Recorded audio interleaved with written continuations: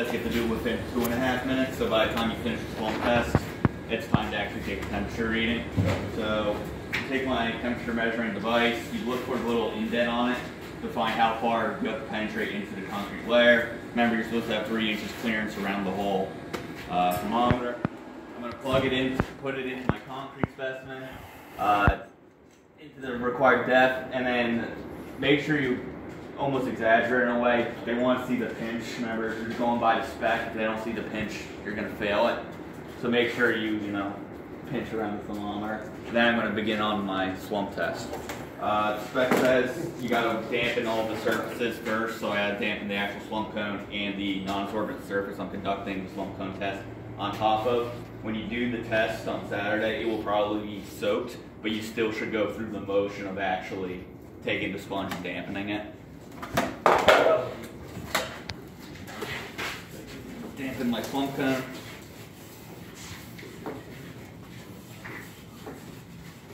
Then I'm going to dampen my surface.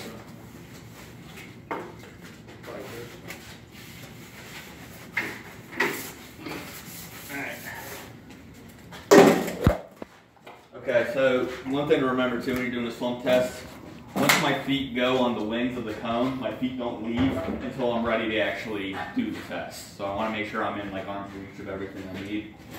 So first I'm going to fill up the first layer 1/3 by volume.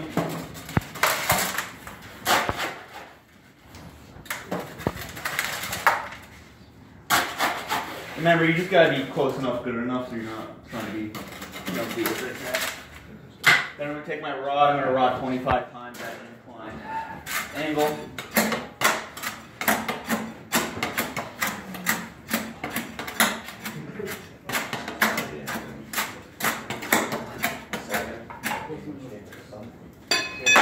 Then I'm going to fill my second layer, again my 1/3 by volume.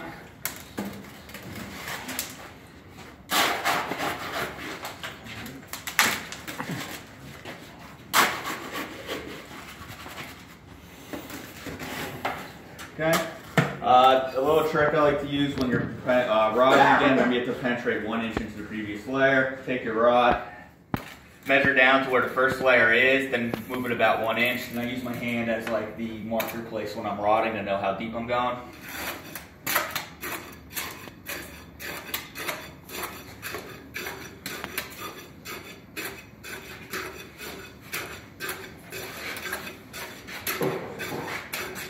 Once again, rod 25 times. Now I'm going to fill my third layer.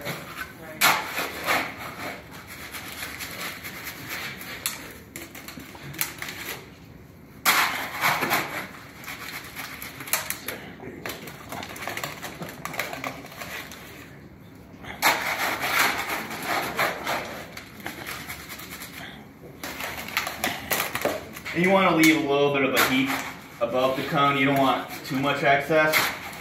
But I want a little bit up there because you want to have something that you need to screen off. You don't want it to be too low. I'm going to measure 1 inch into my previous layer again, and I'm going to rod 25 times. So you can see that the concrete now fell below the lip of the cone. So I'm going to stop at my rod count, and then I'm going to fill more concrete. So I've got 3 rods. I'm going to put more concrete into my cone.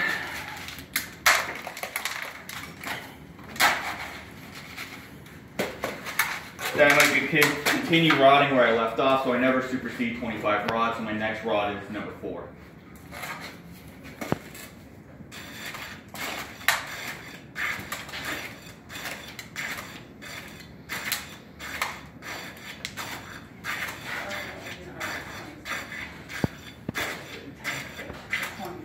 Then I'm going to use with a rolling and screening motion. I'm going to smooth the top surface.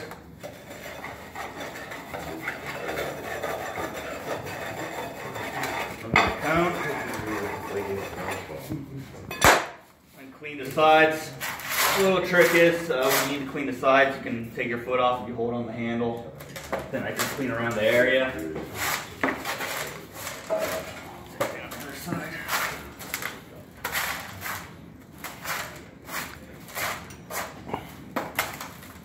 Then when I'm ready to actually pull up on the cone and put my hands on the handles, I'm going to step off.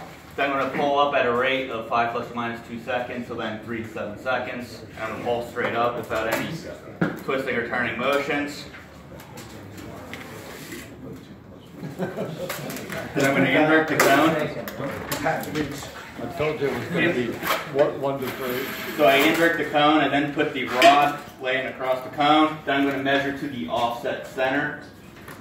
I'm going to measure and I measure to the bottom of my tamping rod, so I'm at 2 inches. So when I report at 2 inches, remember you're reporting to the nearest 1/4 inch. Alright? Then I'm going to, after this, I'm now going to take my temperature reading. So, very important, do not pull the thermometer out until you actually read the temperature. So I'm going to actually lean down and look at it. So I'm reading 67 degrees Fahrenheit, and that's what I report. Report only the units on the thermometer, so I should say like 67.5 if everything's only in a unit of 1. Alright, so I can pull that out and then move on to making my cylinders. Are there any questions on the slum test or the thermometer? Nope. Alright.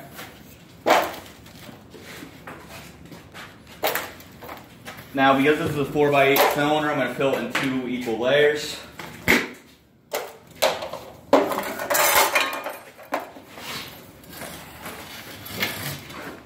Alright. So I'm fill my first layer.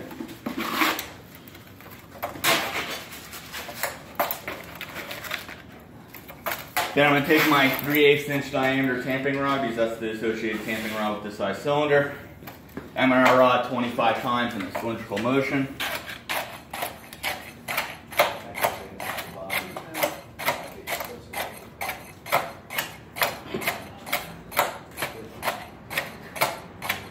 Now the next part, you have to tap the size member smartly 10 to 15 times, either with a mallet or your palm or your hand.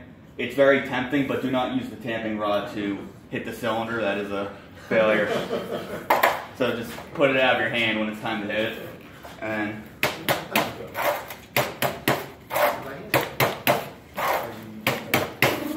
alright, and now I'm ready to start filling my second layer.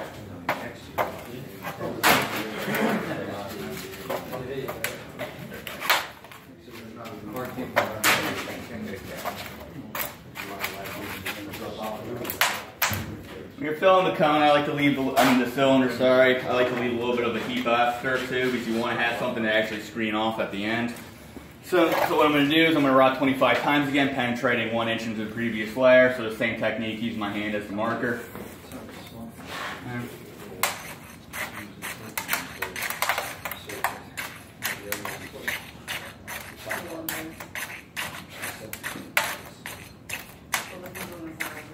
Then I'm going to hit the sides of it smartly 10 to 15 times.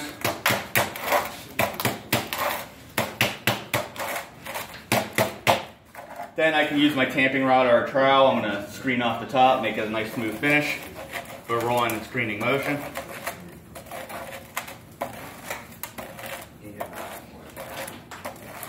Alright, I'm going to clean the sides off. I'm going to put my lid on there.